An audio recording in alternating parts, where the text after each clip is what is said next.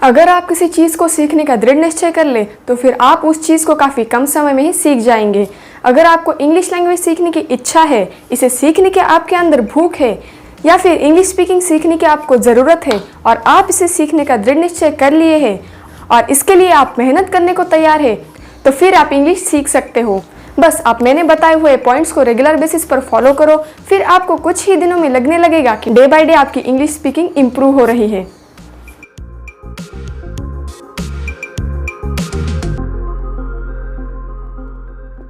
Hello guys, welcome back to our channel learn with Payal.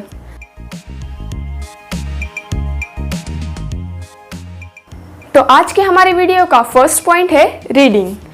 English speaking को improve करने के लिए बेहद ही ज़रूरी है कि आप डेली बेसिस पर रीडिंग प्रैक्टिस करें, और वो भी बोल बोल कर पढ़ने से आपकी बोलने की शैली में इम्प्रूवमेंट होगी। माइंड को इंग्लिश पढ़ने की आदत सी हो जाएगी और आपकी इंग्लिश समझने की क्षमता बढ़ेगी। इंग्लिश पढ़ने की आपके अंदर उत्सुकता बढ़ेगी और आपका माइंड इंग्लिश समझना शुरू कर देगा और वह इंग्लिश में ही सेंटेंसेस सोचना और समझना शुरू कर देगा। आप रेगुलर बेसिस पर रीडिंग प्रैक्टिस ज़रूर करें। आप इंग्लिश के books, newspaper, novels, magazine, vocabulary, daily use English sentences etcetera को पढ़ सकते हैं। डेली यूज इंग्लिश सेंटेंसेस या फिर वोकेबुलरी के वीडियोस हमारे चैनल पे पहले से ही अपलोड किए हुए हैं, आप वहाँ जाके भी देख सकते हो। हमारा दूसरा पॉइंट है राइटिंग। इंग्लिश स्पीकिंग सीखने में लिखने की भी अहम भूमिका होती है, क्योंकि जब हम किसी भी पढ़े हुए चीज़ को लिखते हैं या फिर उसकी नोटबुक तैयार करते हैं तो ऐसा करने से वो चीज़ हमें याद होने लगती है और जो चीज़ हमें याद हो उसे हम आसानी से बोल सकते हैं।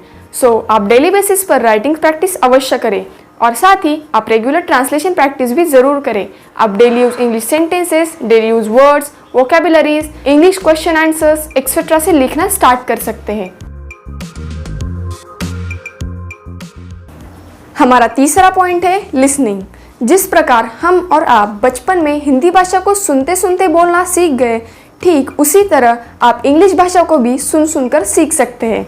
बचपन से हम जो भी कुछ हिंदी में सुनते हैं, एक बार, दो बार, तीन बार वो चीज़ें हमें याद होने लगती है, वो चीज़ें हमारे माइंड में सेट हो जाती है और हम जब चाहे उसे बेझिझक बोल पाते हैं, या फिर कोई बोले तो हम आसानी से समझ जाते हैं। ठीक उसी प्रकार जब आप इंग्लिश में कोई चीज़ एक बार, दो बार, तीन बार या बार बार सुनेंगे, आपको वो याद होना स्टार्ट हो जाएगा और बार बार सुनने से आपका माइंड इंग्लिश के शब्दों या वाक्यों को समझना शुरू कर देगा, थिंकिंग करना शुरू कर देगा और आप इंग्लिश समझना और बोलना ऑटोमेटिकली स्टार्ट कर देंगे। आप इंग्लिश के सेंटेंसेस को ऑडियो या फिर वीडियो फॉर्मेट में सुन और देख सकते हैं, जैसे इंग्लिश म्यूज़िक, मूवीज़, न्यूज़ या किसी इंग्लिश टीचर की वीडियो या फिर किसी भी इंग्लिश चैनल की वीडियो देख सकते हो।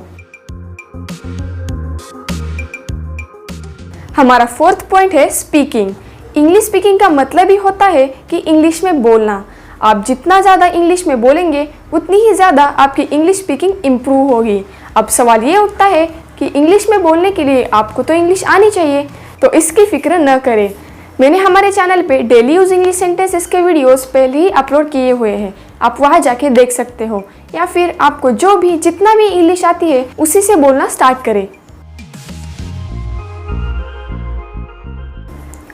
हमारा फिफ्थ पॉइंट है रिमेंबरिंग। फ्लुएंट इंग्लिश बोलने के लिए इन चीज़ों को याद करना बेहद ही इम्पॉर्टेंट है। First vocabulary, second daily use words, third phrases, fourth verb forms. ये चारों इंग्लिश स्पीकिंग की रीढ़ है और इसके बिना फ्लुएंट इंग्लिश बोलना बहुत ही मुश्किल है। इसलिए यदि आपको इंग्लिश स्पीकिंग इम्प्रूव करना है तो इन्हें आप डेली बेसिस पर थोड़ा थोड़ा ज़रूर याद करें।